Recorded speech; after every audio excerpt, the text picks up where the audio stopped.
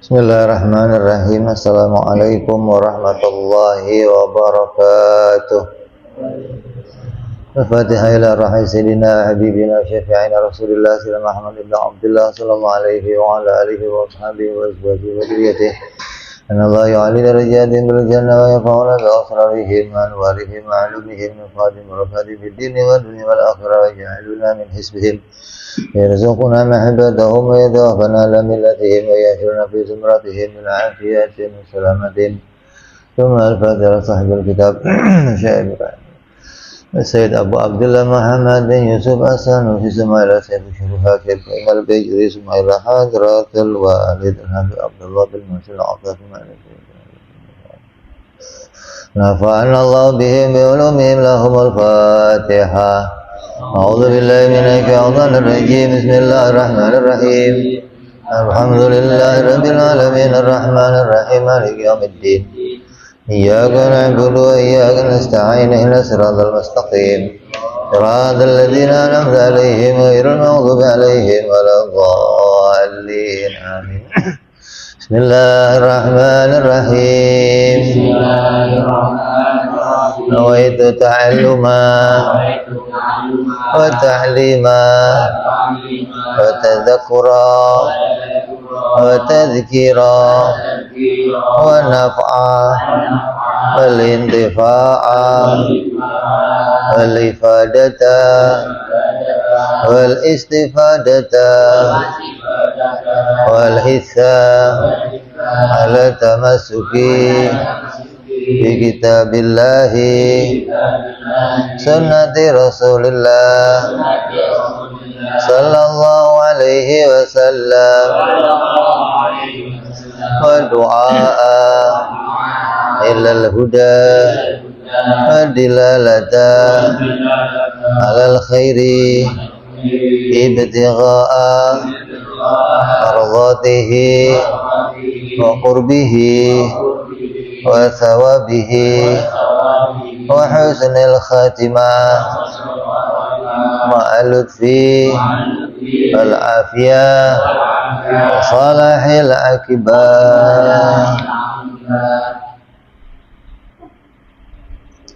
Bismillahirrahmanirrahim. Alhamdulillahirabbil alamin. Wassalatu wassalamu ala asyrafil anbiya'il mursalin. Sayyidina wa habibina wa syafi'ina wa maulana Muhammadin wa ala alihi wa sahbihi ajma'in. Amma ba'du. Qala musanniful kitab rahimahullah wa nafa'ana bihi wa bi'ulumihi fid darain.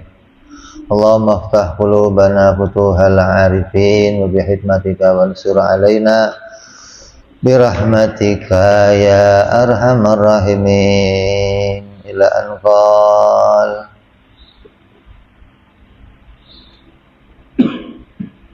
Apa sekarang ini?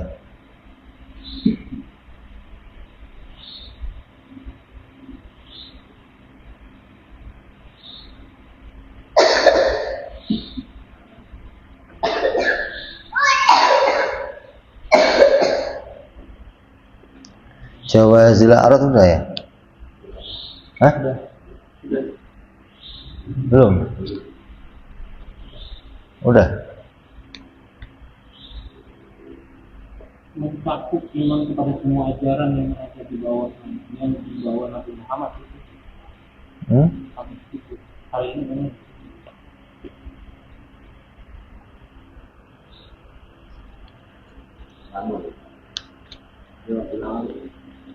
Belum.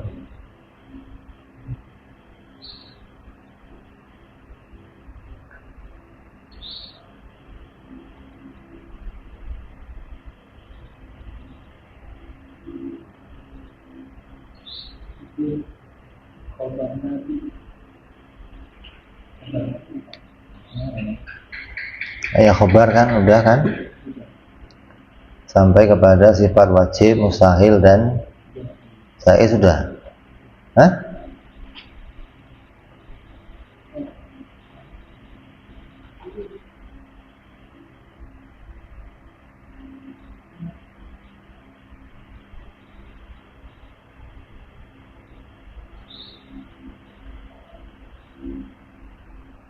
idzaka layak dahu fi risalatihim wa uluwi manzilatihim indallahi ta'ala bal dzaka mimma yazidu. Wes kan? Fiha.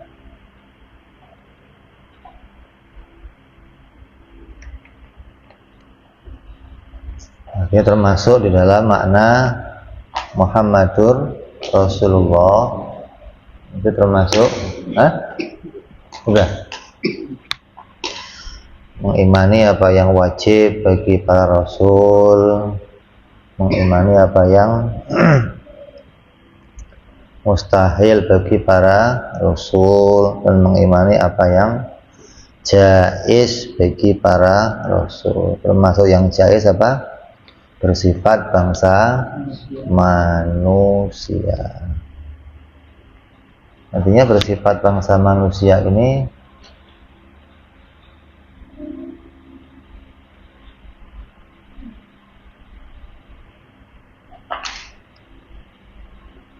seperti bangsa manusia yang tidak sampai mengurangi derajat kemuliaannya. Seperti apa? Makan, minum, lapar, kenyang, haus, ini sifat manusia. Sakit, ini sifat manusia. Nah,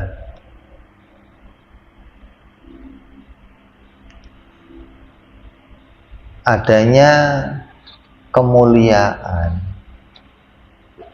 bagi para nabi itu dari sifat manusianya itu atau dari keadaan yang lain, tambahnya kemuliaan. Karena di antara sifat-sifat kemanusiaan yang dijadikan oleh Allah kepada para nabi itu, di antaranya sifat-sifat manusia yang membuat dirinya menjadi orang-orang yang penuh dengan kesabaran.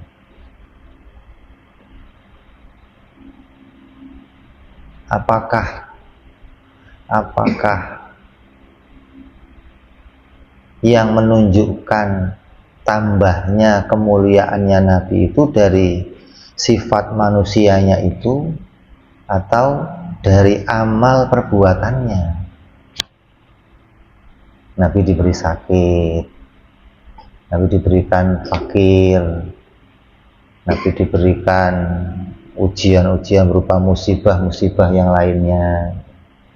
Apakah sifat-sifat bangsa manusia itu menambah kemuliaannya Nabi atau amal ibadahnya Nabi yang membuatnya bertambah mulia? Ini yang mau tampakkan, yang mau ditampilkan, bahwa yang harus kita yakini bahwa tambahnya kemuliaan seseorang bukan dari hadirnya sifat-sifat itu, tapi dari adanya amal ibadahnya. Bagaimana mereka menerima semua sifat-sifat itu, dengan sifat itu mereka bisa menjadikan menjadi ladangnya ibadah. Jadi bukan hanya dengan menerima sifat itu terus tambah mulia, enggak. Artinya Allah menjadikan kemuliaannya para nabi bukan hanya dari arah mempunyai sifat bangsa manusia, tapi Allah menjadikan tambahnya kemuliaannya nabi dengan adanya banyaknya amal-amal mereka, walaupun diberikan sifat-sifat yang seperti itu gitu. Ketika mereka diberikan sakit, tetap bisa ibadah kepada Allah. Diberi musibah, tetap bisa ibadah kepada Allah. Ini yang menaikkan derajatnya para nabi. Walaupun Allah bisa saja menaikkan derajat mereka enggak dari situ, bisa saja. Tapi Allah mau menampakkan mereka betul-betul sebagai suri tauladan yang ketika mereka menerima sifat-sifat itu, Allah menampakkan, menaikkan derajat kemuliaannya. Apa? Di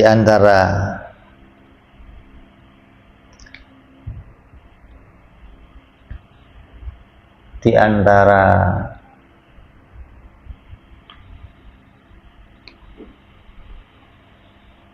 tingkatan kemuliaannya Nabi itu diantaranya adalah ulul azmi.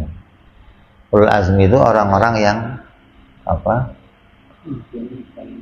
Paling sabar di antara mereka. Berarti mereka itu paling banyak menerima musibah. Allah bisa saja nggak menaikkan derajat mereka dengan itu. Tapi yang Allah maui adalah menampakkan mereka sebagai contoh ketika diberikan berbagai macam musibah, maka mereka bisa menerima semuanya itu. Sampai dikatakan yang namanya pahalanya orang menerima musibah itu kapan? Ketika saat pertama musibah itu datang, bukan setelahnya, bukan. Ada orang terima musibah, kematian, sakit, apalagi kerjaannya hilang, dipecat. Setelah itu mereka baru menerima ridho dengan Allah, maka terlambat gitu. Harusnya nerima kapan? Ketika pertama kejadian.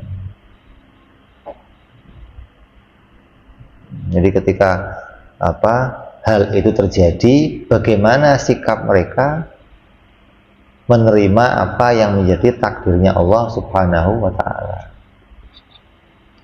Makanya di antara sabar itu ada sabar apa? Sabar dari senantiasa mau melakukan ibadah. Nggak pernah mau putus meninggalkan ibadah, walaupun dalam keadaan pahit, dalam keadaan sempit, dalam keadaan apapun tetap dia ibadah. Itu tetap maunya ibadah bentuk sebuah kesabaran. Maka dikatakan sabar mau ibadah itu tingkat derajatnya berapa? 300 derajat kebaikan Allah berikan. Yang kedua ada tingkat kesabaran dari meninggalkan kemaksiatan.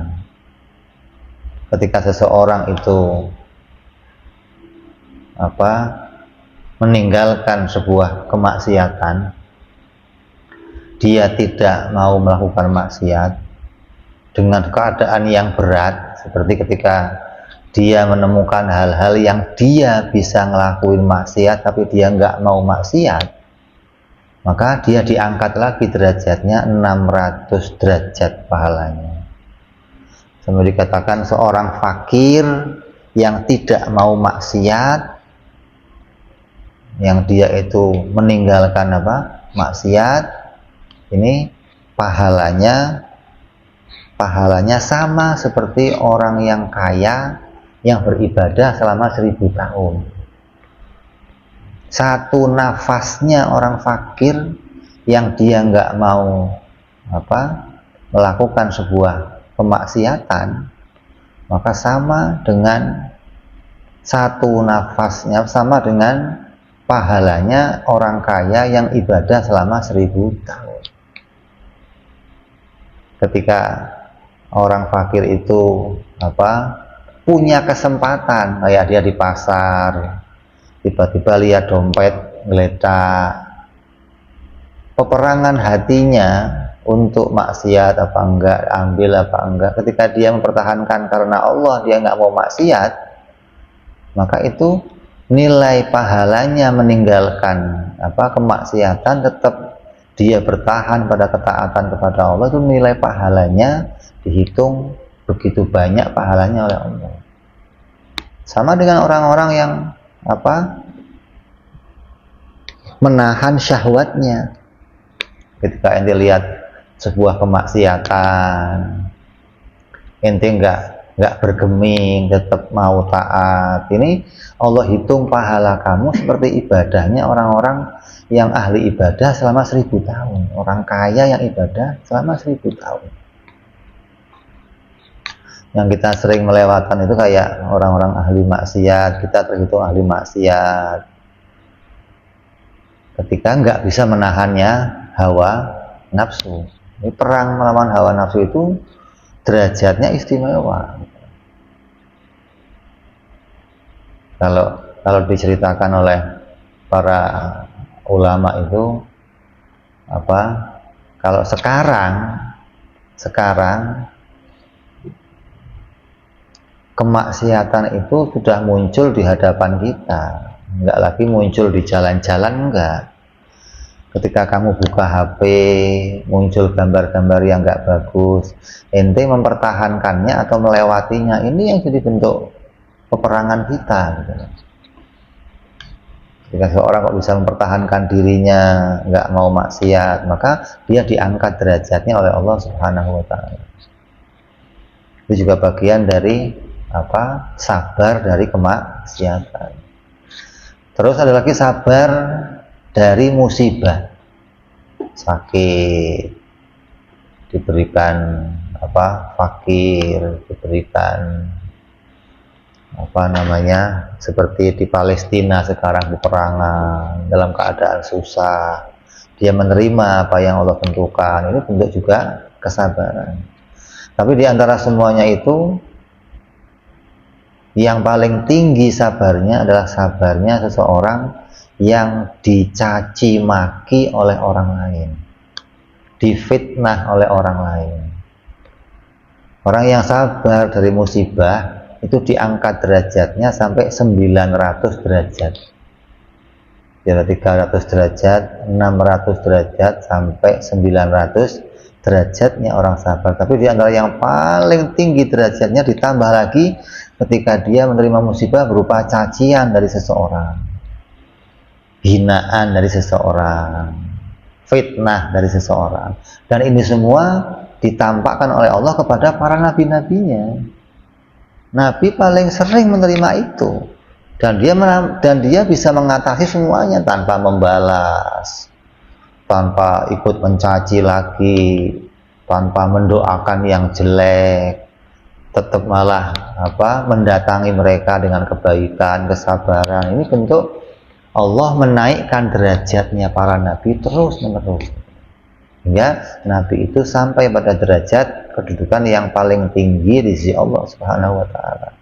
Jadi kalau kita mau bicara tingkatan derajat yang paling tinggi di antaranya adalah Nabi Muhammad Shallallahu Alaihi Wasallam tanpa khilaf. Jadi nggak dipersoalkan lagi, nggak ada ulama khilaf tentang kemuliaan Nabi Muhammad Shallallahu Alaihi Wasallam di antara semua rasul-rasul yang lainnya. Jadi ini di antara hikmahnya Allah menjadikan mereka dari bangsa manusia. Terus kalau Allah menjadikan mereka itu bukan dari bangsa manusia, artinya Allah mengutus nabi dari bangsa malaikat, yang terjadi apa?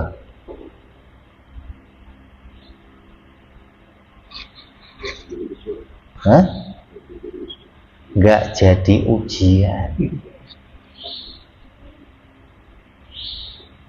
Wong utusannya datang gede, tinggi, di langit saya utusan Allah. Orang percaya semua dong. Ya, nggih. Begitu utusan yang datang itu bangsa manusia yang sama kayak dirinya, ya makan, ya minum, ya ke pasar. Ini nabi apa bukan? Ini ujiannya di sini gitu loh. Jadi Allah menjadikan nabi itu bangsa manusia itu ujian untuk kita. Bisa percaya nggak kamu kalau dia utusannya Allah? Kalau Allah jadikan mereka itu dari bukan bangsa manusia, ente mesti percaya. Nggak repot, bukan lagi nggak ada uswah, karena bisa saja Allah jadikan perintah itu hanya dengan ucapan, sholat, jangan begitu, jangan begitu. Tapi nggak menjadi ujian untuk iman seseorang. Jadi antara Allah jadikan Nabi dari bangsa manusia itu ujian yang luar biasa, sehingga banyak orang-orang menolak kenabian Nabi Muhammad hanya gara-gara dia manusia. Gimana sih Nabi kok masih makan di pasar, masih jalan di pasar, masih kerja, masih makan, masih minum, masih kelaparan? Bukan Nabi ini mah. Di antara hikmahnya Allah jadikan seorang nabi dari bangsa manusia ini sebagai ujian kepada hamba-hambanya. Bisa enggak dia menerima kalau Allah itu mengutus nabinya dari bangsanya sendiri, bukan dari bangsa yang lain? Kalau bangsa yang lain mah jelas Allah mengutus manusia dari bangsa jin, percaya orang. Jin bisa merubah dirinya menjadi apa saja. Jadi orang yang gede menjadi orang yang kuat, menjadi orang yang. Jadi Nabi lemah, dilempar batu berdarah, ditancap berdarah. Itu Nabi bukan loh kok. Nah urusannya apa? Kalau Nabi harus menang-menangin misalnya, nggak boleh berdarah gitu. Harus kayak Samson maksudnya. Ini ujian yang luar biasa gitu loh. Jadi ketika seseorang kok bisa menerima mereka sebagai utusan Allah, maka ini menjadi kemenangan bagi seseorang. Tapi ketika mereka nggak bisa menerima ini, maka mereka gagal untuk bisa mengimani apa yang dijadikan oleh Allah Subhanahu wa Ta'ala. Jadi hikmahnya diutusnya seorang nabi dari bangsa manusia ini termasuk dalam termasuk di dalam kita mengimani sifat-sifatnya para nabi. Jadi masuk dalam hal jaiz. Karena boleh saja Allah mengutus nabi bukan dari bangsa manusia. Kan yang namanya malaikat juga rasul kan. Jadi nggak harus Allah utus seorang nabi dari bangsa manusia, nggak harus, karena boleh aja Allah utus seorang manusia dari seorang rasul bukan dari bangsa manusia. Jadi banyak hikmahnya Allah mengutus nabi dari bangsa manusia, sebagaimana yang sudah kita bahas sebelumnya. Ada litasali, ada litasyre',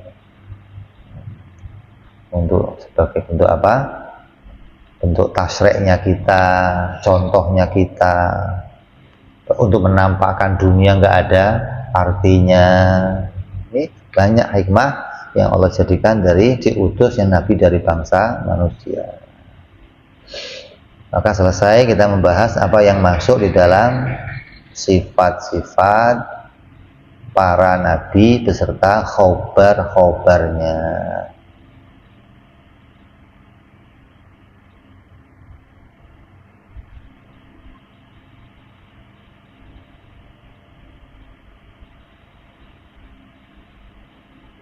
Kemudian di akhir kitab ini musannif mengatakan faqad bana laka tadammana kalimat syahadati ma'aqillati hurufiha li jami'i ma yajibu ala mukallafin ma'rifatuhu min aqaidil iman fi haqqihi ta'ala wa fi haqqir rusuli alaihi wassalatu wassalam la'allaha lihtisariha ma'a istimaliha alama dzakarnahu ja'alaha syar'u tarjumatan alama fi qalbi minal Islam. Walam yaqbal min ahadil iman illa biha. Fa'alal aqil ayak saro min dzikriha mustahdziran lima akhwaita alaihi minal aqaidil iman hatta tamtazija ma'naha bilahmihi wa damihi fa innahu yara laha minal asrari wal ajaib insyaallah ta'ala.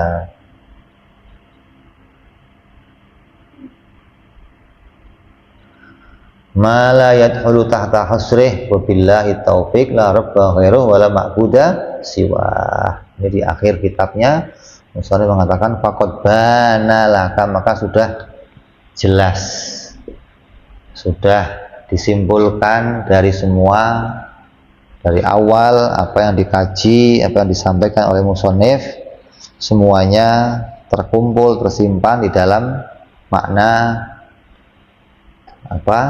La ilaha illallah. Terkumpul semuanya, akidah yang sudah dipelajari masuk ke dalam 2 kalimat syahadat. Jadi musonif ini nggak hanya menyampaikan satu persatunya akidah, tapi juga menyampaikan bahwa seluruh akidah itu termuat di dalamnya, termuat masuk ke dalam maknanya la ilaha illallah Muhammadur Rasulullah.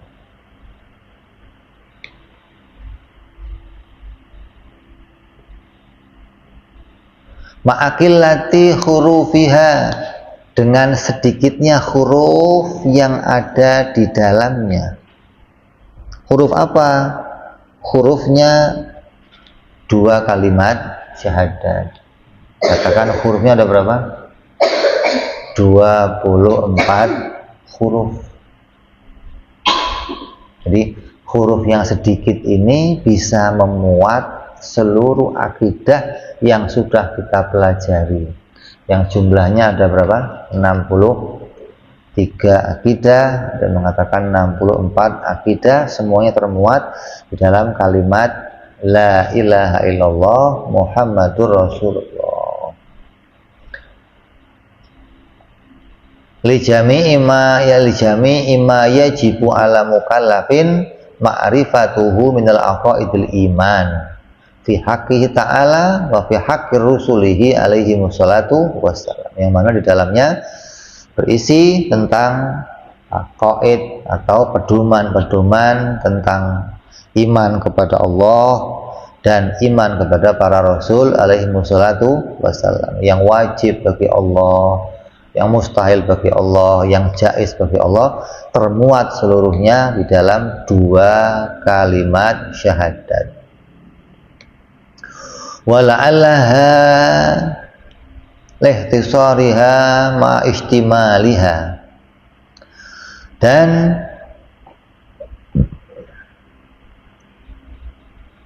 karena pendeknya kalimat ini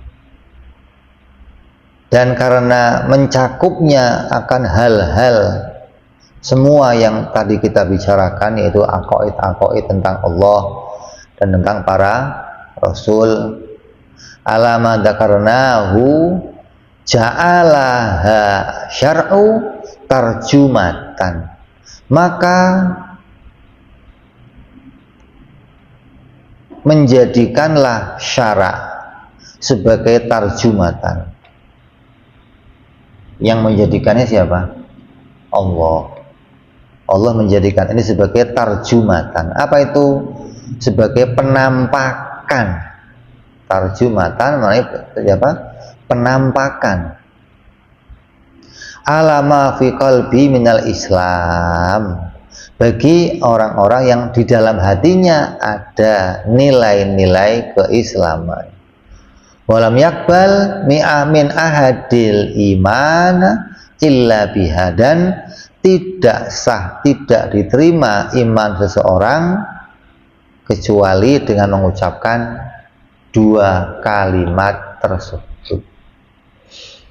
Ini maktan yang disampaikan oleh musannif,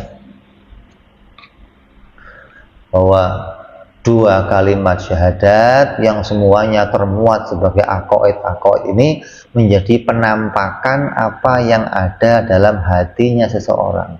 Ketika seseorang itu bisa mengucapkan 2 kalimat syahadat, maka itu menampakkan apa yang ada di dalam hatinya, bahwa hatinya dipenuhi dengan seluruh keyakinan tentang Allah dan tentang para nabi dan rasulnya. Ini makna yang dapat kita ambil dari makna apa? Terjemah matannya. Maka di sini banyak dikhilafkan oleh para ulama tentang siapa sih pensyarah itu, yang mensyariatkan siapa. Apakah benar orang yang tidak mengucapkan dua kalimat syahadat, dia nggak dihitung orang yang beriman. Apakah setiap orang yang mengucapkan dua kalimat syahadat pasti dia orang yang beriman? Ini akan diperincikan oleh Imam Bajuri satu per satu biar kita tahu apa yang menjadi ketetapan di dalam makna-makna ahli sunnah wal jamaah, hingga kita akan tahu apa perbedaan antara Islam dan apa perbedaannya iman. Karena ada yang mengatakan keduanya itu sama, ada yang mengatakan keduanya itu berbeda. Apa itu Islam dan apa itu iman?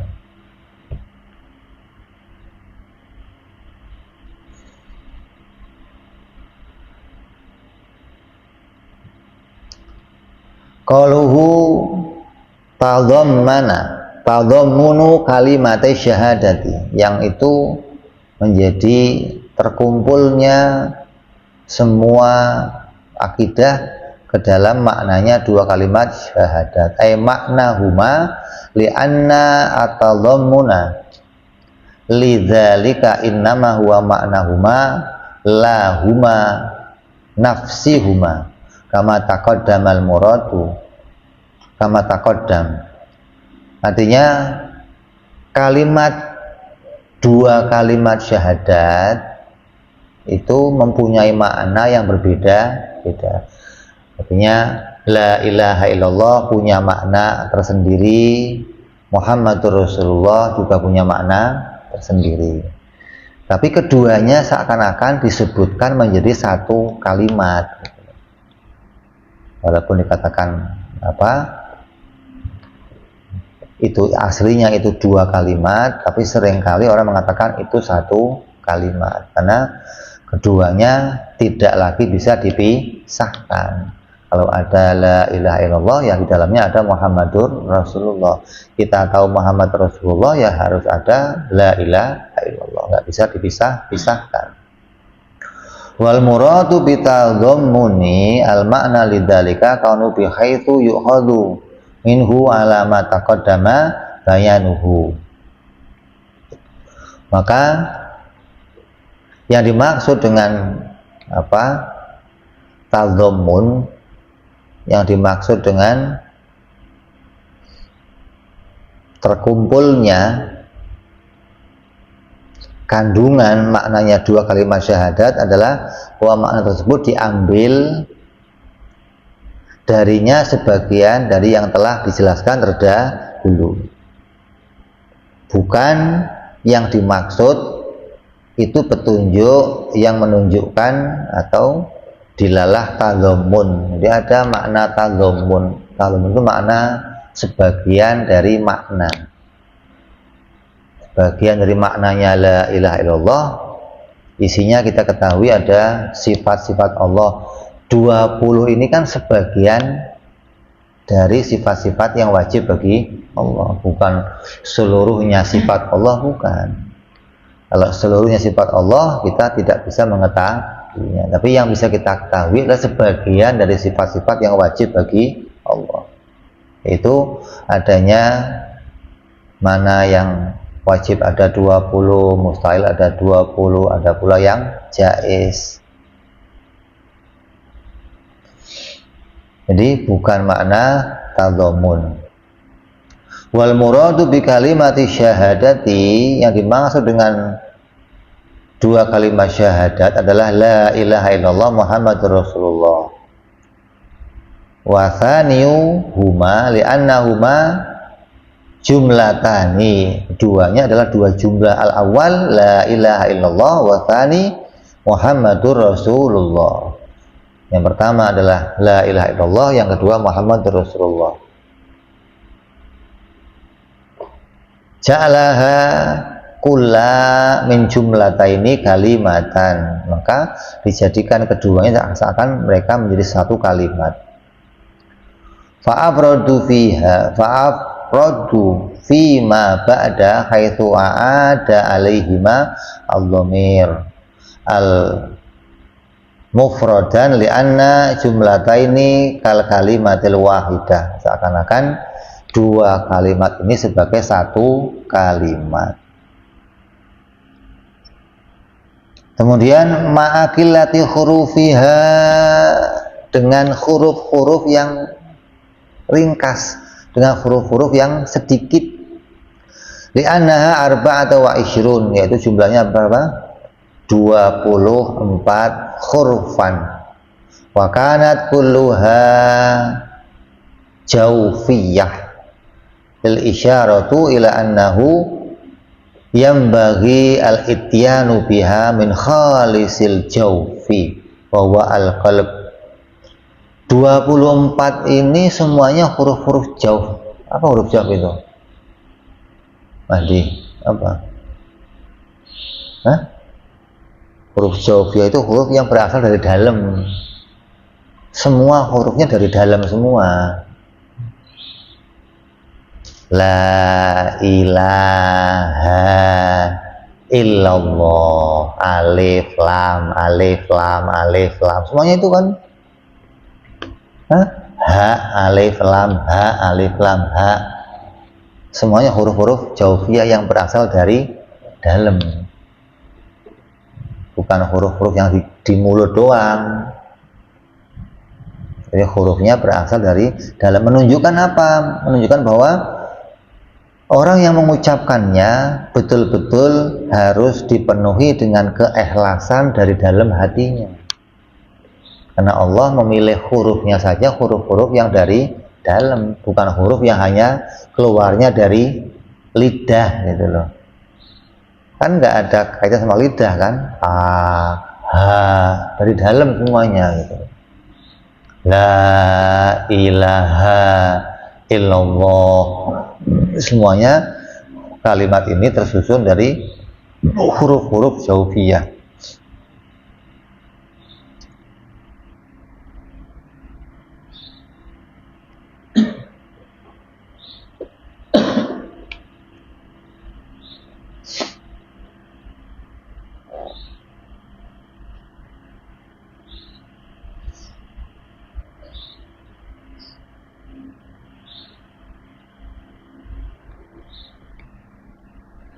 Terus walam yakun fiha hurufun mu'jam bal kulliha mujarradatan anin nuqti, dan di dalamnya tidak menghadirkan, tidak ada huruf-huruf yang bertitik, melainkan huruf-huruf yang kosong dari adanya titik. Nggak ada huruf yang punya titik, nggak ada.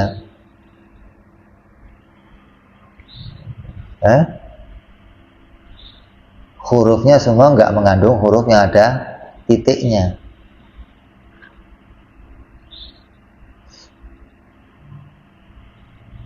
Isyaratun, ini jadi isyarah ila annahu yambaghi liman nuktubiha ayyujarrada an kulli ma adahu ta'ala.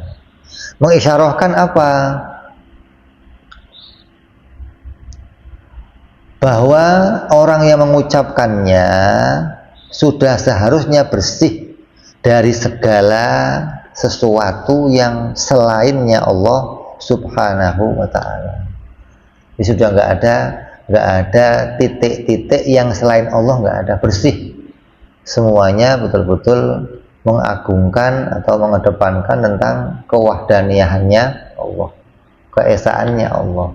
Nggak lagi terbersih dalam hatinya ada yang lain selain Allah. Ini diantara isyarah yang ditangkap oleh para ulama tentang kenapa kok hurufnya huruf jawfiyah, kenapa kok nggak ada hurufnya yang punya titik. Ini hikmah diantaranya.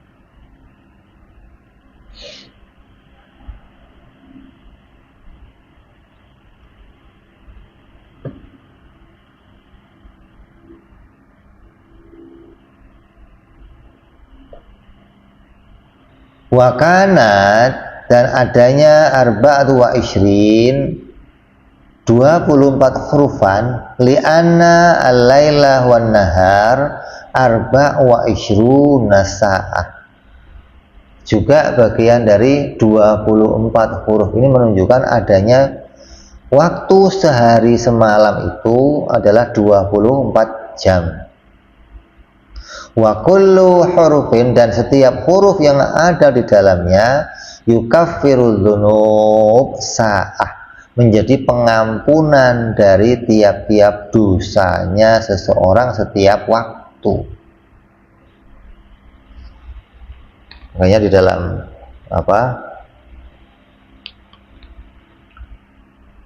ayat Quran dikatakan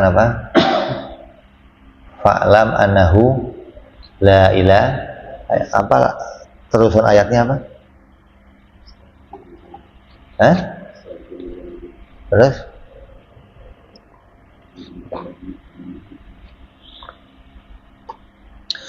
fastaghfirul dzambi. Berarti orang itu la ilaha illallah dulu, baru akan diampuni semua dosa-dosanya. Dan dosa-dosanya orang-orang muslimah.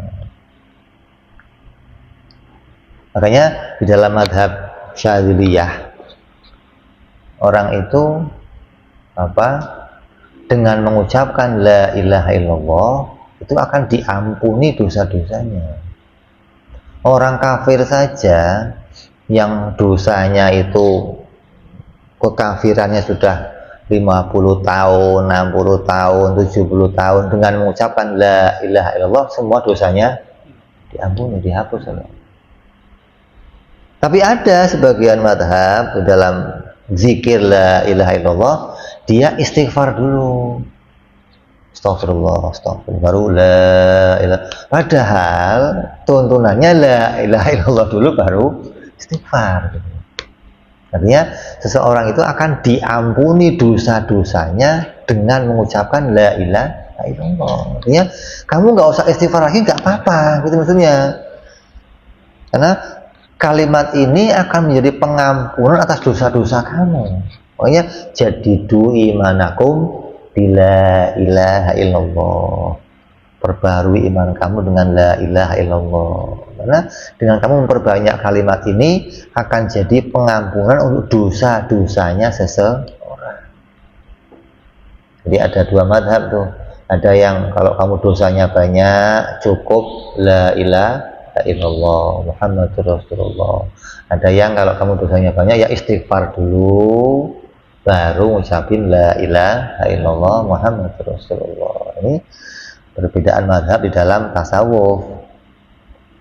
Tapi kalau kita ambil dari isyarah ayatnya adalah fa'lam annahu la ilaha illallah fastaghfir lidzambika. Maka Allah akan mengampuni semua dosa-dosamu dengan kalimat la ilaha illallah.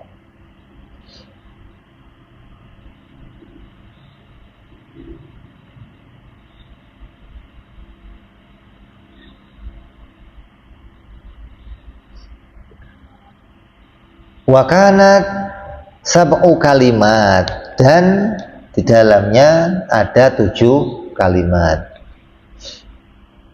La ilaha illa Allah Muhammad Rasul Allah. 7. Jadi 7 kalimat 24 huruf.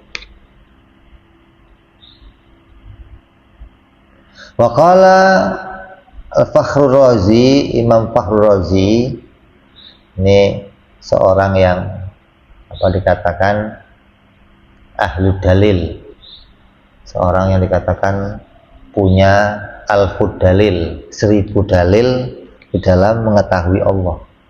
Untuk membuktikan Allah dia punya 1000 dalil. Yang oleh orang-orang Wahabi sekarang muncul fitnah lagi bahwa Imam Razi di akhir hayatnya telah kembali ke dalam ajaran salaf, dalam ajaran tafwid, nggak lagi mau takwil. Ini fitnah luar biasa ini, fitnah Imam Ar-Razi dengan perkataan-perkataan bahwa Imam Razi telah kembali dari ajaran takwil kepada ajaran tafwid, nggak lagi mau mentakwil. Hingga banyak orang-orang kemudian bingung nih, apa yang jadi kitab-kitab Imam Razi terdahulu terus bagaimana dong, yang semuanya isinya pelajaran tentang hukum akal, tentang bagaimana ro'yi, tentang bagaimana mentakwil.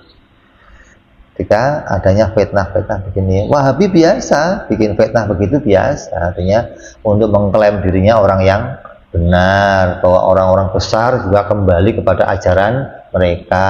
Ini bukan hal yang benar. Kalau ente mau baca, ada kitab-kitab yang menjelaskan tentang bagaimana akhir hayatnya Imam Ar-Razi. Karena kan ada yang mengatakan akhir hayat Imam Ar-Razi itu mengatakan bahwa ketika dia berjalan, dia menjumpai seorang wanita. Jadi Imam Ar-Razi ketika dikawal mau menuju suatu daerah, itu dia dikawal. Pengawalnya ketika lewat, ada seorang tua yang lewat di depannya.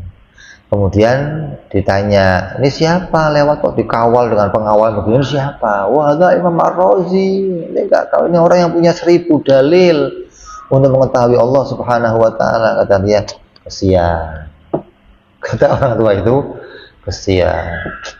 Untuk kenal Allah kok butuh 1000 dalil. Anak, cukup 1 dalil. Kenapa repot-repot 1000 dalil? Ketika wanita itu ngomong begitu, oleh anak buahnya, oleh santrinya disampaikan ke Imam Razi. Ya, Imam Razi, tadi ada seorang ajus yang ngomong bahwa ngapain kenal Allah dengan 1000 dalil. Dia hanya cukup 1 dalil untuk kenal kepada Allah. Terus Imam Razi doa, Allahumma ja'al imanan kal ajais, ya Allah, jadikan iman saya seperti ajus ini, seperti orang tua ini. Maka perkataan ini enggak terus menyajikan kesimpulan bahwa dalil-dalilnya Imam Razi enggak kepake semua, bukan. Makanya dengan 1 dalil imannya kokoh, enggak tergoyahkan, gitu loh. Maka dia mengharap bahwa imannya yang terbangun ini juga sama iman yang enggak tergoyahkan. Kenapa kok butuh 1000 dalil? Nah, yang dihadepin beda. Lah mak ngadepin siapa? Imam Razi ngadepin siapa? Kok Imam Razi pakai 1 dalil? Ya nggak jadi imam namanya. Dia menghujah semua kalangan, menghujah orang-orang batilah, menghujah orang-orang mujassimah, menghujah orang-orang orang-orang mu'attilah, khusyuiyah, semua dia hujah Imam Razi. Maka ketika dia bisa menghujah, pasti butuh banyak dalil. Bukan berarti perkataan itu mengatakan Imam Razi nyesel udah punya banyak. Ada yang Razi nyesel udah punya banyak. Ini pemutar balikan fakta, gitu loh. Makanya kalau kita nanti sempat kita baca kitab-kitab Imam Ar-Razi tentang apa yang beliau sampaikan di dalam kitab-kitabnya, mengajarkan kita membangun pemikiran di dalam mengenal Allah Subhanahu wa Ta'ala. Beliau juga punya kitab tafsir namanya apa? Mafatihul Ghuyub, pembuka hal-hal yang ghaib. Mafatihul Ghaib. Jadi rahasia-rahasia yang tersimpan di Quran, Imam Razi itu mengedepankan dengan bagaimana berpikir, memahami itu semua. Memang yang dikedepankan adalah akal bagi Imam Ar-Razi. Kitabnya ada berapa jilid? Kitab Mafatihul Ghaib. Kiai sering baca itu kitab itu. Di antaranya pula kitab Arba'in fi Usuluddin yang sudah pernah bawa kitab Arba'in. Itu kitab Imam Razi. Apa kata beliau Imam Razi? Li'anna maksiyah, karena sesungguhnya li'anna maksiyatu la takunu illa min a'dha'i sab'ah. Sesungguhnya maksiat itu berasal dari 7 anggota tubuh. Apa? Al-udhun wal ain wal yad wal rijlan wal lisan wal butun wal farji. Itu yang pertama apa? Telinga, mata, tangan, kaki, mulut, perut, dan kemaluan. Dosa itu berasal dari 7 anggota tubuh. Maka dengan 7 kalimat la ilaha illallah Muhammadur Rasulullah, maka itu menghapus wa kullu kalimat, dan setiap kalimatnya tukafirul maksiyah, menghapuskan tiap-tiap maksiat al-udhu yang ada di dalam tiap-tiap anggota tubuh tersebut. Wa azan, dan juga dikatakan fi dzalika isyaratun ila anna abwaaba jahannam sab'ah. Itu dikatakan bahwa pintunya neraka itu ada 7 pintu. Al-mughlaqatun an qailuha, yang mana akan menjadi terselamatkan, tertutup orang yang mengucapkannya 7 kalimat tersebut bi fadlillahi wa rahmatillah, dengan fadlnya Allah dan rahmatnya Allah. Jadi hikmahnya ulama membacakan banyak hikmah, di antara kenapa kok ada 24 huruf, kenapa ada 7 kalimat, kenapa. Ini ulama berbeda-beda pandangan tentang hikmahnya ini semua. Tapi yang jelas semuanya itu menjadi bagian dari dihapusnya semua dosa-dosanya seseorang.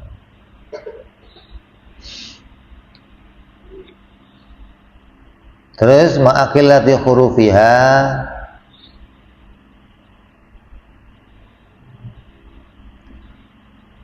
li jami'i ma yajibu ala kulli mukallafin ma'rifatuhu min aqaidil iman. Min aqaidil iman bayanun lima yajibu ala mukallaf asyamilul wajib wal jaiz wal mustahil. Yang wajib bagi tiap-tiap orang Islam mengetahui apa yang wajib bagi Allah, yang mustahil bagi Allah, yang jaiz bagi Allah. Begitupun yang wajib bagi para rasul.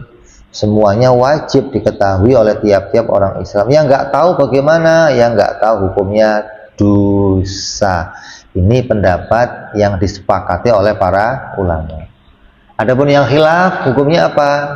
Bisa sampai pada kafir. Artinya tidak sah iman seseorang ketika dia tidak mengetahui tentang apa yang menjadi haknya Allah dari wajib, mustahil, jaiz, dan haknya para rasul dari yang wajib, mustahil, dan jaiz.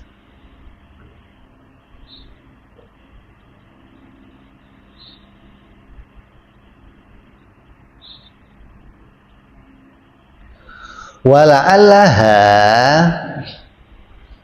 dan apa hikmahnya? Wala'allaha, dan menjadikan lihtisariha ma istimaliha ala ma dzakarnahu ja'alaha asyar'u tarjumatan. Dan dua kalimat ini, yang ringkas ini, yang sedikit ini, menjadi penampakan dari keislaman seseorang. Yakni la'alal hikmata fi ja'alaha tarjumatan ala ma fi qalbi minal islam wa fi adami qabul iman min ahadin illa biha, bahwa tidak diterimanya iman seseorang kecuali dengan mengucapkan 2 kalimat syahadat, ihtisariha ma istimaliya al-aqaid allati dzakarnaha, yang mana itu bersama dengan seluruh aqaid yang telah kita bicarakan. Wa innama lam yajzam bal ata bila Allah. Kenapa musannif nggak mengatakan pasti, tapi mengatakannya la'alla, barangkali atau mudah-mudahan.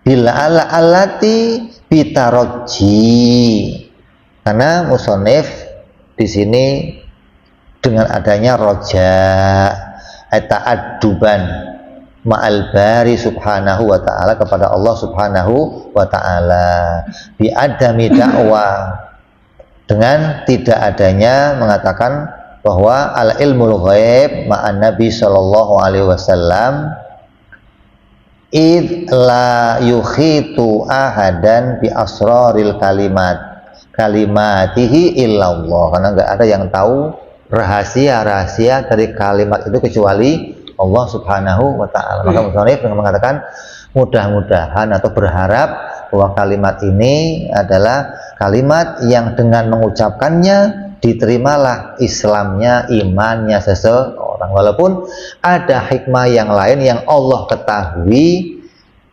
apa rahasia yang ada di dalam kalimat ini. Kok sampai orang yang mengucapkannya dia diampuni dosanya, dimasukkan surga, diterima Islamnya, diterima imannya. Apa rahasianya? Rahasia yang lain ya hanya Allah yang mengetahuinya. Tapi musannif mengatakan dengan la'alla itu sebagai bentuk ta'adduban atau sebagai bentuk pengharapan.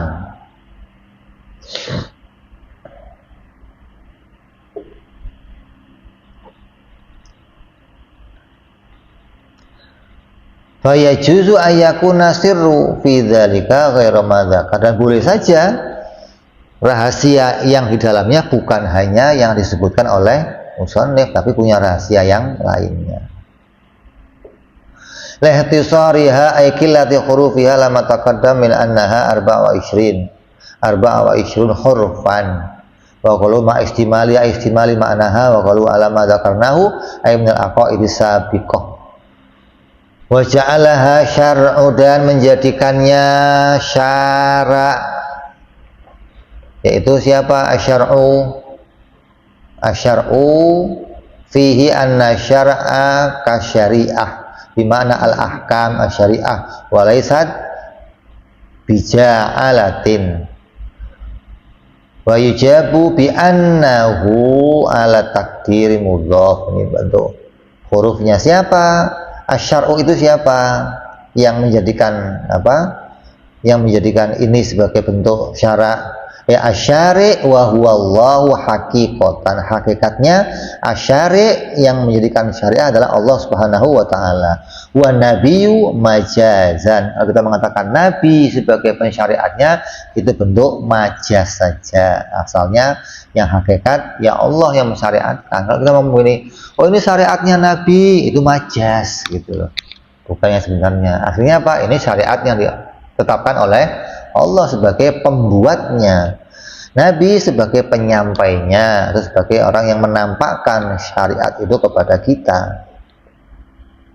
Wa hadza maqalahul asyah, yang dikatakan oleh para masyayikh kita al-qadiman wa hadisan, baik itu ulama salaf maupun ulama khalaf, bahwa sahih, dan ini adalah perkara yang benar. Binadhari liqauni syari' bimakna al-muthbit, yang namanya syari' adalah yang menetapkan, li syari' wal mujid, yang menciptakan lahu. Adapun wa amma binadhari liqauniha ma'nahu al-mubin, yaitu yang menjelaskan, wal muballigh yang menyampaikan, wa ma yuhadu minal kitabil lughah wa ghairiha wa haqiqatun min Nabi sallallahu alaihi wasallam. Kalau syariat diartikan adalah yang menjelaskan, yang menyampaikan, maka itu yang dimaksud adalah Nabi Muhammad sallallahu alaihi wasallam. Wa hadza tafsilu wal haqqu insyaallah taala. Ini yang jelas demikian. Jadi kita mau bedakan nih, oh ini agama dari mana? Oh ya ini agama dari Allah, itu hakikatan namanya. Kalau ini dari Nabi itu bentuknya apa? Syariatan, majazan, bukan makna hakiki. Tarjumatan at-tafsiran, maknanya sebagai penafsiran, wala alaha dhamnu dzalika bermakna dalil. Berarti sebagai bentuk apa? Dalil atau penampakan dari apa yang ada di dalam hatinya seseorang. Qalu minal Islam bayanun lima fihi al-qalbu wa muqtadha ja'al Islam fil qalbi annahu ismun litasdiqi bi jami'i ma ja'a bihi Nabi sallallahu alaihi wasallam. Ulima minad-din bil darurah. Apa sih yang namanya Islam itu? Islam dikatakan sebuah nama bagi orang yang at-tasdiq, membenarkan semua apa yang dibawa oleh Nabi Muhammad Shallallahu Alaihi Wasallam dari agama-agama, hukum-hukum agama yang bisa diketahui secara darurah. Darurah itu maknanya secara pasti, yang nggak butuh orang alim untuk tahu. Jadi orang awam pun bisa tahu. Wa mabni ala qaulihi bitaraddu fi al-Islam wal iman. Ta'rif ini diambil dari menyamakannya antara ta'rif Islam dan ta'rif iman. Waraje, dan pendapat yang kuat, tughayyiruhuma, keduanya dibedakan. Apa fal Islam? Apa Islam kalau begitu, kalau dibedakan? Ismun lil inqiyadidh dhahiri. Islam itu adalah sesuatu yang ditampakkan dari perbuatan-perbuatan dohir, penampakan seseorang dari amal-amal dohirnya, maka disebut namanya Islam. Atau dikatakan juga apa? Seorang yang menerima semua, artinya orang yang mau melakukan semua yang diperintahkan oleh Nabi Muhammad Shallallahu Alaihi Wasallam dalam bentuk dohirnya. Karena yang namanya Islam itu pakaian, bentuk yang di luar. Orang bisa melihat, oh iya ini penampakan dari agamanya seseorang. Orang kalau sudah disebut orang Islam, ya nampak, oh iya dia dari pakaiannya, dari cara ibadahnya akan kelihatan dia sebagai orang Islam. Makanya suka aneh kalau kamu kok tiba-tiba kamu itu keluar negeri ditanya Muslim mau bukan.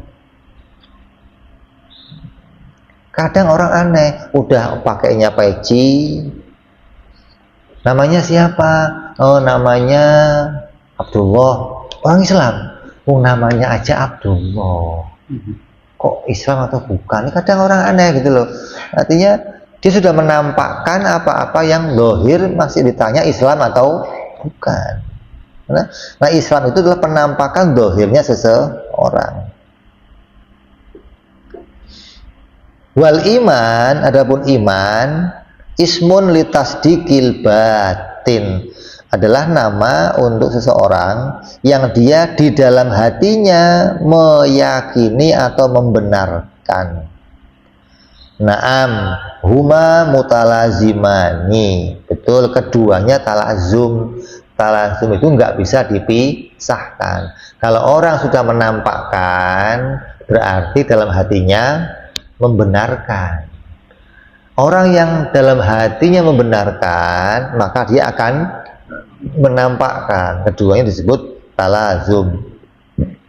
Yatahaqqaqu ahaduhuma bidunil akhor, yang gak akan bisa ada yang satunya kecuali ada yang lainnya.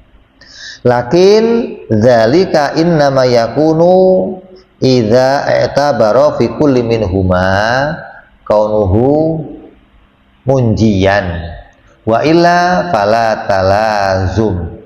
Maka kalau mau dikatakan keduanya sebagai talazum, karena keduanya saling berkaitan atau saling menyelamatkan, saling menampakkan. Kalau mau disebut Islam, ya berarti dia di dalam hatinya ada iman. Kalau mau disebut iman, di zahirnya ada Islam. Tapi kalau tidak mau dilazimkan, maka akan terjadi faqat yujadul Islam bidunil iman. Akan bisa nanti kamu melihat ada orang yang dia Islam tapi nggak disebut orang yang beriman. Islam dohirnya nampak sholat, ya puasa, ya zakat, ya haji, tapi hatinya nggak disebut iman. Siapa diantaranya? Orang munafik. Dia menampakkan dohirnya Islam, dia taat kepada Allah, tapi di dalam hatinya tidak nampak keimanan.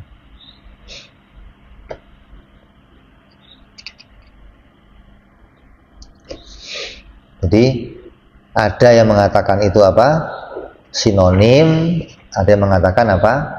Itu muradif, ada yang mengatakan itu berbeda makna. Atau biaksihi, berarti ada yang iman tapi nggak Islam. Iman tapi zahirnya nggak nampak keislamannya. Dikatakan apa? Wa qala ta'ala qalatil a'rabu amanna qul lam tu'minu walakin qulu aslamna. Dikatakan dalam Al-Qur'an, ada orang-orang Arab yang mengatakan bahwa orang Badui mengatakan kami beriman kepada Allah. Maka Allah mengatakan, katakan Muhammad bahwa kalian belum beriman, tapi katakanlah kami sudah Islam atau tunduk. Yang menampakkan bahwa ente ini belum jadi orang yang beriman, tapi baru jadi orang Islam. Dia mau ngelakuin sholat, mau ngelakuin ibadah-ibadah, tapi di hati kamu belum terdapat nilai keimanan. Fal muradu bil Islam fi dzalika, yang dimaksud Islam pada ayat ini adalah al inqiyadul dzahir, yaitu apa yang terbangun dari ibadah dzahir, alladzi lam yusahibhu tasdiqu batin, yang mana enggak berkaitan dengan adanya tasdik batin. Jadi dibedakan antara apa? Penampakan zahir dengan keyakinan yang ada di dalam hati.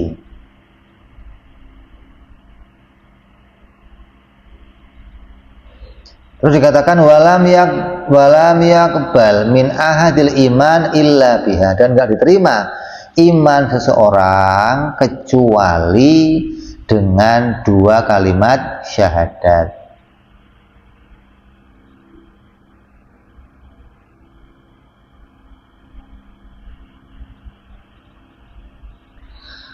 Maknanya apa?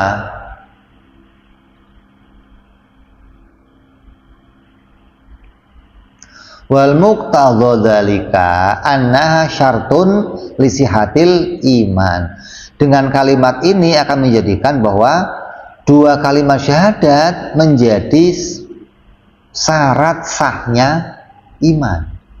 Kalau orang bersyahadat berarti imannya sah.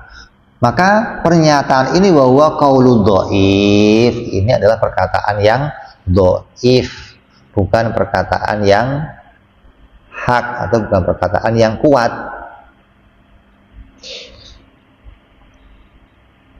Kal qauli bi anna syartu minhu, apa dikatakan bahwa dua kalimat syahadat menjadi syarat dari sahnya Islam seseorang.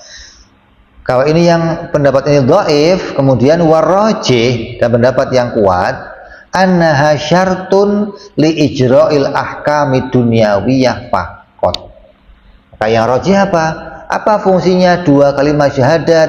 Dua kalimat syahadat fungsi utamanya adalah menjadikan sahnya seseorang diberlakukan hukum-hukum dunyawiyah. Dia dihitung sebagai orang Islam dan berlaku hukum-hukum duniawi sebagai orang Islam faqat. Bahwa syartun kamali fil iman ala tahqiq. Adapun yang hak, dia menjadi syarat kesempurnaan imannya seseorang. Seseorang menjadi sempurna imannya kalau dia mau mengucapkan dua kalimat syahadat. Wa ala hadza, atas pendapat ini, faman ad'a bi qalbihi walam yantiqu bilisanihi, maka ketika ada seorang yang dia mengatakan bahwa dia iman di hatinya tapi dia enggak mengucapkan di dalam lisannya, lakin la li'inadin, tapi enggak mau mengucapkannya bukan karena menentang, bal ittafaqalahu dzalika, tapi dia bersepakat atas keimanannya itu bahwa mukminun najin, maka dia orang yang selamat keimanannya. Lakin tapi bagi dia la tajri alaihi ahkamud dunyawiyah, maka baginya tidak berlaku hukum-hukum duniawiyah. Tidak ada orang di hatinya iman, mengakui ketuhanannya Allah, mengakui kenabiannya Nabi Muhammad, tapi dia nggak mau ngucapin 2 kalimat syahadat, bukan karena nantang, maka dia dihitung orang iman indallah, tapi di dunia dia dihukumi kafir. Makanya dari hal ini kemudian nanti akan muncul 4 kesimpulan. Ada iman dunia dan iman akhirat. Ada iman dunia, kafir akhirat. Ada iman akhirat, kafir dunia. Ada kafir dunia, kafir akhirat. Ya, akan ada 4 keadaan.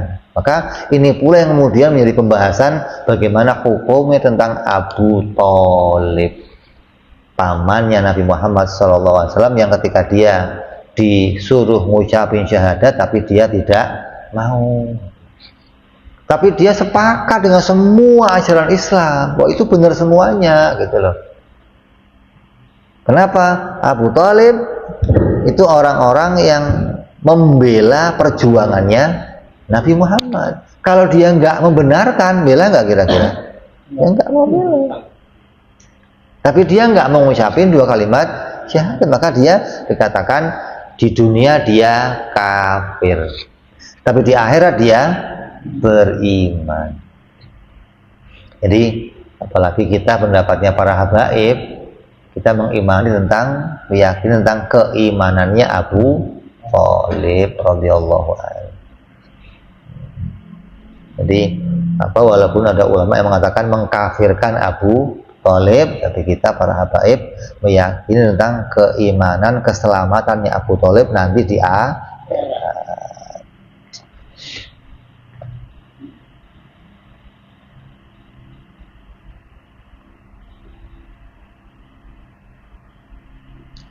Apa hukum-hukum dunia yang diberlakukan untuk orang-orang yang mengucapkan 2 kalimat syahadat? Kadufnihi fi maqabiril muslimin, seperti dikubur di kuburannya orang Islam, wa sholatu alaihi, dan boleh kamu sholat kepadanya. Kalau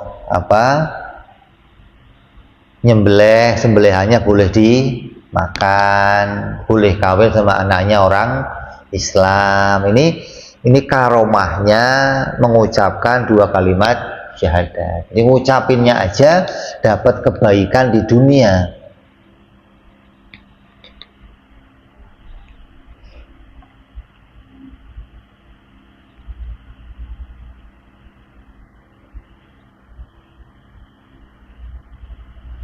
Terus dia juga boleh disolatkan. Kalau mati boleh disolatkan. Gara-gara apa? Dia ngucapin 2 kalimat syahadat. Wa mahal khilaf al-madhkur, dan kedudukan perbedaan tersebut mengenai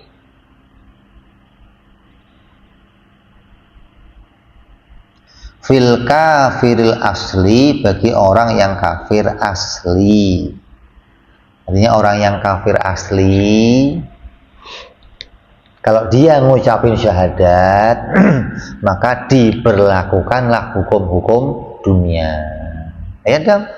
Kalau dia dari awal dia belum pernah jadi orang Islam, tidak berada dalam keluarganya orang Islam, maka orang nggak tahu kalau dia itu Muslim. Untuk tahu dia Muslim, maka dia harus mengucapkan 2 kalimat syahadat. Tapi dia iman, tapi nggak ngucapin, ya nggak berlaku. Wa amma auladul mu'minin, adapun anak-anaknya orang beriman, falaisa dzalika fihim syarton, maka itu enggak menjadi syarat, gitu loh. Oh, kalau anaknya orang Islam juga harus ngucapin 2 kalimat syahadat? Ya enggak. Ini ada pembahasan yang panjang. Artinya kalau ada anaknya orang Islam, kemudian sampai gede dia nggak pernah sholat, mati, masuknya mana? Anaknya orang Islam. Nah, pertanyaannya ada pembangkangan enggak gitu loh. Dia membangkang enggak, menolak enggak hukum-hukum kewajibannya sholat, menolak enggak Allah sebagai Tuhan, menolak enggak Nabi Muhammad sebagai, kalau enggak ya dia mukmin muslim gitu. Walaupun dia enggak pernah menampakkan mengucapkan dua kalimat syahadat. Kenapa? Karena dia berasal dari keluarga muslim. Fala syatron ittifaqon, maka itu enggak menjadi syarat secara ittifaknya para ulama. Kalladzi lahu udhrun fi adami nutqi, seperti orang-orang yang adanya udur untuk bisa mengucapkan kalimat tersebut. Kayak siapa? Orang bisu, udur nggak bisa ngucapin kalimat tersebut.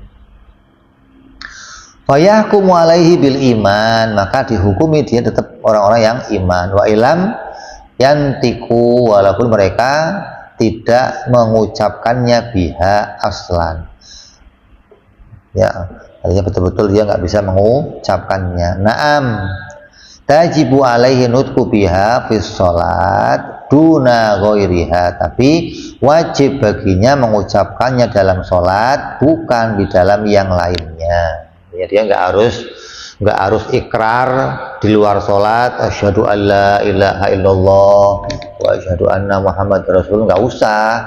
Kenapa? Karena dia sudah berada dalam keluarga Islam, dia nggak pernah keluar dari Islam sejak lahir. Beda sama orang-orang kafir yang memang dari lahir sudah di luar Islam, maka dia untuk masuk ya harus mengucapkan dua kalimat syahadat. Bagi anaknya orang Islam, menurut pendapat Imam Syafi'i, cukup syahadatnya ada di dalam sholat, nggak perlu ngucapin lagi.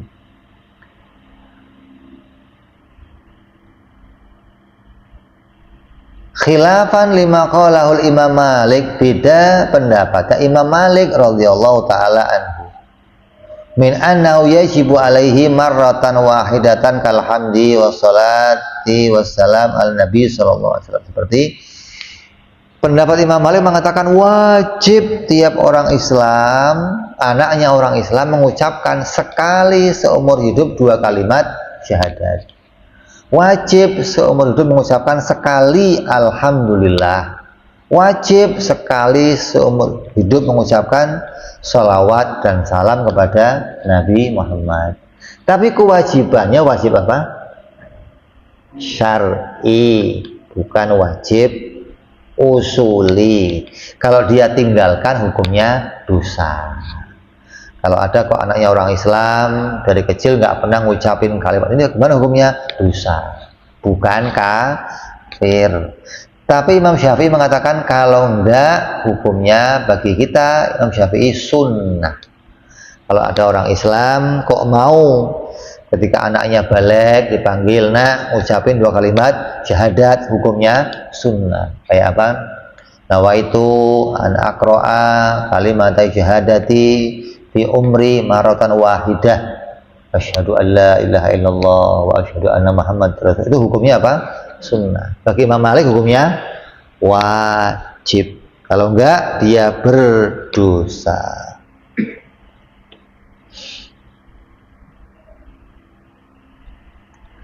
Illa biha, kecuali dengan mengucapkan dua kalimat syahadat. Illa biha dhahiruhu annahu yashtaritu, menunjukkan apa? Yashtaritu nafi wal isbat, menunjukkan bahwa adanya nafi dan isbat. Fala yakfi Allah wahidan wa Muhammad Rasulullah masalan, dan nggak bisa hanya mengucapkan salah satunya. Oh, saya mengucapinya cuma la ilaha illallah aja, Allah itu wahid. Atau saya mengucapinya Muhammad Rasulullah tapi nggak la ilaha, nggak bisa, tetap harus mengucapkannya dua kalimat tersebut. Bahwa qaul aksar, Wa alaihi asy-Syafi'i, ini pendapatnya banyak ulama dan pendapat Imam Syafi'i.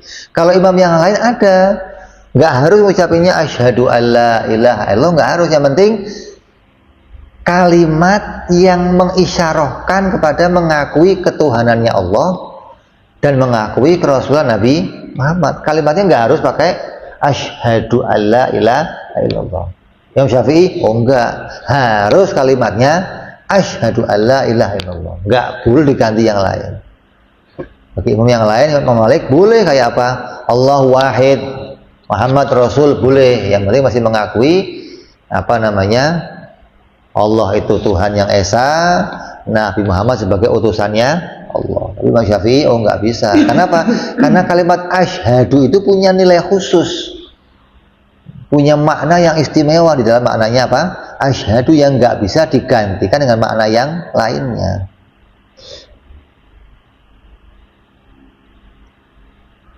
Wakila la yastaritu dzalika bal al muradu alal awal wa yastaritu aidan al ityanu billah bil asyhadu bi anna yaqul asyhadu alla ilaha illallah ila akhirih wa ya'rifal makna walau ijmalan, dan mengetahui maknanya walaupun secara ijmal. Falau luknu ajami asyhadati bil arabi, walaupun dengan bahasanya orang-orang ajam, syahadat itu bil arabi fatalafadu bihima bahwa la ya'rifu maknahuma lam yahkum islamihi, maka enggak dihukumi keislamannya. Ada orang ajam yang ucapin asyhadu alla ilaha illallah wa asyhadu anna Muhammad rasul, tahu enggak maknanya, enggak ngerti, ya enggak sah Islamnya. Harus diterjemahkan, apa maksudnya asyhadu? Oh, saya bersaksi tidak ada Tuhan yang wajib disembah kecuali Allah, dan saya bersaksi Nabi Muhammad utusannya Allah, wajib. Jadi nggak harus, oh kalau ada orang kafir masuk syahadatkan, ya tapi kalian nggak ngerti maknanya, nggak sah keislamannya. Jadi harus orang yang mengucapkan ngerti maknanya walaupun itu ijmal, harus secara tafsil.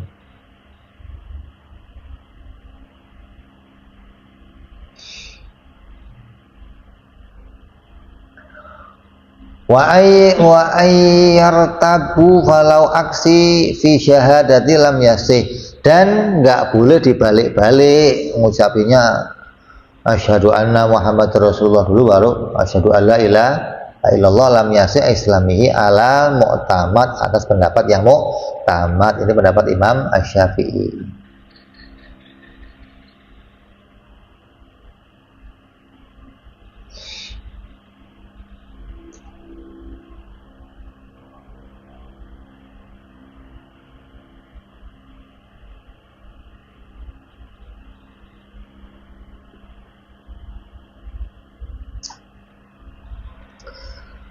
Terus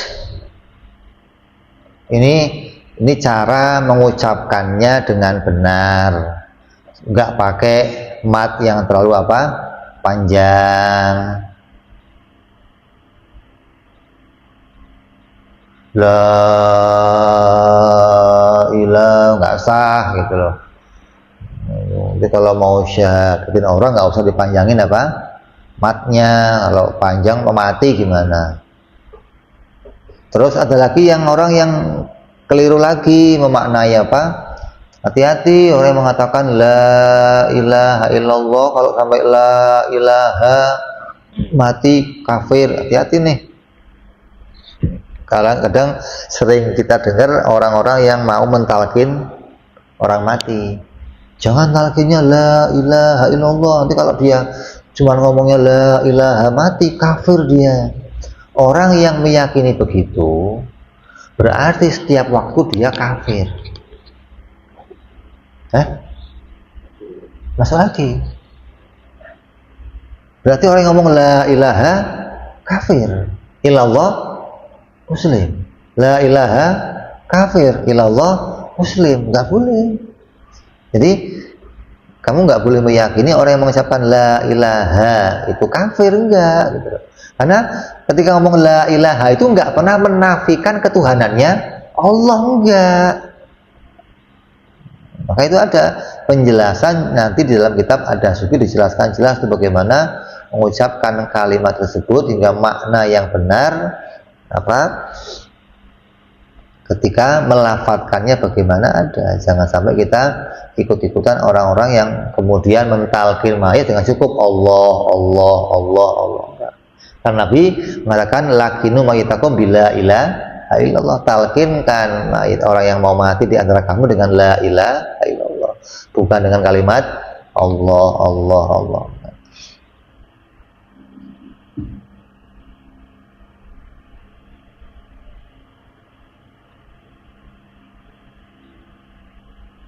Wa ayyakuna bil ghai'aqilan fala yasihu islamu sobi, dan gak sah Islamnya orang-orang yang sobi, yang masih kecil, wala majnun, dan orang-orang yang majnun, orang-orang yang gila.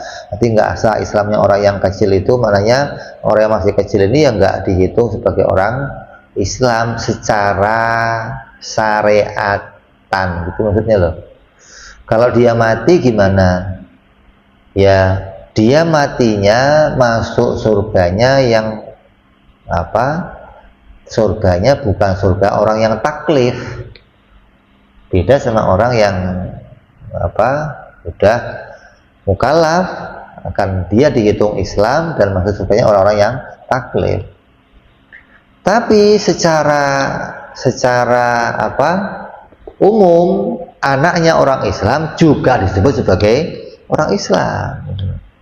Bukan berarti kalau anaknya orang Islam itu nggak bisa kafir, ya bisa. Kalau anaknya orang Islam kok gedenya kemudian nggak mengakui tentang ketuhanannya Allah, dia baru namanya orang kafir. Wala majnun, dan nggak sah syahadatnya orang yang gila, illa tabaan, kecuali dia itu mengikuti. Itu sebelum gila dia udah jadi orang Islam, maka ya selanjutnya dihitung orang Islam. Kecilnya dia sebagai orang Islam, maka gedenya juga dihitung sebagai orang Islam. Wa alla yadharu minhu ma yunafil inqiyadi fala yasihu islamis sajid lis-sonam. Maka tidak dinafikan al-inqiyad sebagai apa yang terbangun. Fala yasihu islamus sajid lis-sonam, Islamnya orang yang sujud kepada berhala fi hali sujudihi, pada hal ketika dia sujudnya. Kalau kamu kok melihat ada orang Islam kok sujud sama berhala, maka dia nggak bisa lagi disebut orang Muslim. Tapi sekarang ini jangan lihat dohirnya, kamu nggak bisa mutusin. Kalau ada orang kok tahu-tahu sujud sama orang berhala, jangan diputusin orang-orang kafir, enggak. Kamu lihat foto ada kiai sujud depannya berhala, disebarin, kiai kafir, hati-hati nih. Kadang orang itu diedit atau ngambil foto dari belakang, pas kiai lewat depan berhala, HP-nya jatuh, dia ngambil nunduk di foto dari belakang. Kiai sujud sama berhala, terus disebarin, ente yang lihat kafir kiai. Jangan, ini sekarang hati-hati. Untuk mutusin orang itu kafir mesti jelas, panggil, ini tadi kenapa, tanya dulu, jangan diputusin dengan kafir-kafir aja. Sekarang ini hati-hati, zamannya fitnah yang luar biasa. Wa ayyakuna mukhtaron, harus dia itu memilih falayasu islami muqarrar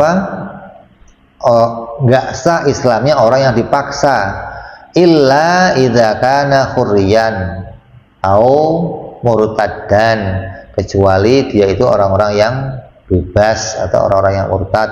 Li'anna ikrahuhu hina idzin, maka karena dipaksa seseorang bihaqqi, itu dengan secara yang hak. Wa ayyaqarra biha ankarahu au yarji'u amma istibahihi wa in kana kufruhu bijuhdin mujma'in alaihi ma'lumun minadin bidzururi. au istibahati muharramun ila ghairi dzalik. Kalau ada orang yang kemudian mengucapkan 2 kalimat syahadat, kemudian dia mengingkari apa-apa yang bisa diketahui dari hukum-hukum secara darurah, hukum yang bisa diketahui secara umum oleh banyak orang, nanti nggak perlu orang alim untuk tahu itu kemudian dia ingkari, maka dia tidak lagi dihitung sebagai orang Islam. Kayak mengingkari sholat 5 waktu, mengingkari hari kiamat. Ini perkara yang bisa diketahui oleh setiap orang Islam walaupun dia bukan orang yang alim. Artinya orang-orang awam pun bisa tahu tentang hukum tersebut. Tapi kalau dia itu mengingkarinya, maka dia tidak diperbolehkan.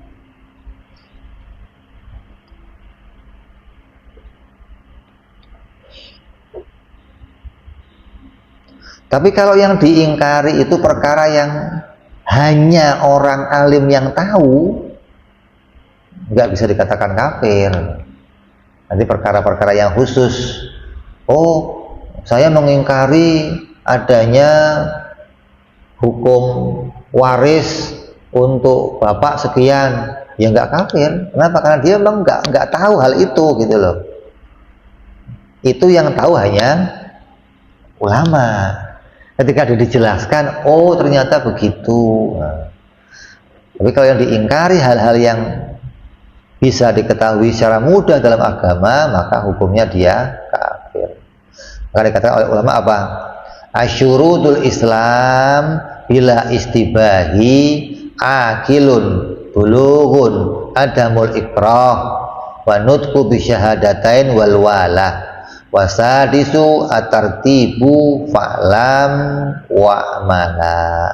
Syaratnya orang Islam tidak samar lagi itu ada 6. Yang pertama berakal, baligh, kemudian tidak terpaksa, nggak dipaksa untuk masuk Islam, bunuh kalau enggak.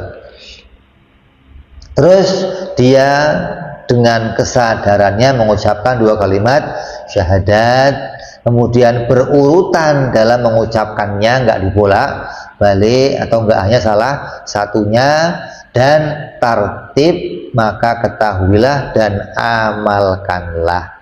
Ini ketika kita mau mengetahui perbedaan antara Islamnya seseorang dan imannya seseorang. Jadi pendapat yang kuat, syahadat itu menjadi berlakunya hukum-hukum Islam bagi seseorang. Adapun sahnya di akhirat bagaimana? Oh, sahnya di akhirat terkait bagaimana hatinya atas membenarkan dengan apa yang disampaikan oleh Nabi Muhammad Shallallahu Alaihi Wasallam. Hatinya membenarkan enggak?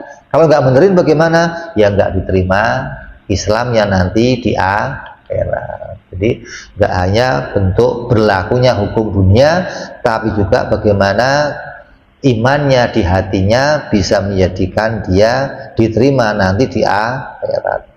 Ini pendapat yang mau kita ambil. Jadi jangan, walaupun musonif mengatakan di sini 2 kalimat syahadat menjadi sahnya atau syarat sahnya Islam seseorang, maknanya sahnya Islam seseorang di dunia, bukan di akhirat. Di akhirat nanti kalau yang ngucapin 2 kalimat syahadat sah Islamnya di akhirat, berarti munafik semuanya, sah Islamnya di akhirat nanti. Tapi tidak demikian. Jadi untuk mengesahkan iman punya standar sendiri, sahnya Islam juga punya standar sendiri. Maka dikatakan kitab Sulam Tauhid dikatakan id'an wal qabul. Ketika di hatinya itu mengakui dan dohirnya mau menerima, maka dia sah Islamnya dunia akhirat. Kemudian Wa alal akil, dan bagi orang-orang yang berakal hendaklah ia memperbanyak mengucapkan dua kalimat tersebut. Kita akan teruskan yang akan datang insya Allah. Wallahu a'lam bishawab. Ila hadratin Nabi. Al-Fatihah. A'udzubillahi minasyaitonir rajim. Bismillahirrahmanirrahim. Alhamdulillahi rabbil alamin arrahmanir rahim maliki yaumiddin iyyaka na'budu wa iyyaka nasta'in ihdinas siratal mustaqim siratal ladzina an'amta 'alaihim ghairil maghdubi 'alaihim waladdallin amin ya rabbana tarabna bi annana tarabna وأننا أسرافنا على لظى أشرافنا فاتب علينا توبة تغسل لكل حوبة استر لنا عوراتي وآمن رواتي واغفر لوالدينا ربي ومولودينا والآل والإخوان وسائر الهلان وكل ذي محبة أو جرات أو صحبة والمسلمين أجمع أمين ربي اسمع فضلا وجودا منا لا باكتساب منا بالمصطفى رسولنا الله بكل سولي صلى وسلم ربي عليه عند الحب وآله وصحبه عدد قاس صحبي والحمد لله في البدء والتناهي سبحان ربك رب العزة عما يصفون سلام على المرسلين والحمد لله رب العالمين. Assalamualaikum warahmatullahi wabarakatuh.